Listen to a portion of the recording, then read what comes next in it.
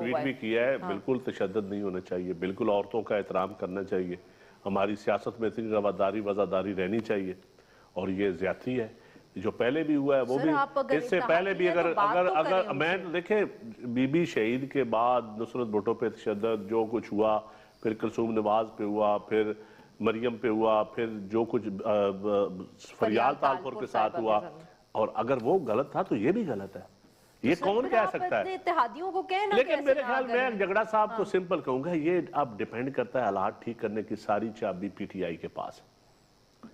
ईमानदारी की बात है, जो जितनी पॉलिटिकल क्लास कमजोर हो रही है इनकी वजह से कमजोर, जैसे इजराइल कहते हैं। मेरी बात, मैं आर्गुमेंट, मैं जगड़ा साहब मुझे टाइम दे रहे, मैं आपकी बात कर, मैं आपके लिए बात कर रहा हूँ, मैं आपके लिए बात कर रहा हूँ। देखिए मैं शेख साहब का टाइम ले लूंगा माजरत के साथ।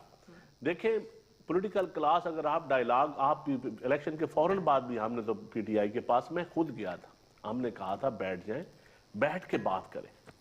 आप आज भी तरमीम के ऊपर भी इनके पास बेस्ट मौका था कि ये बैठ के बात करते हैं।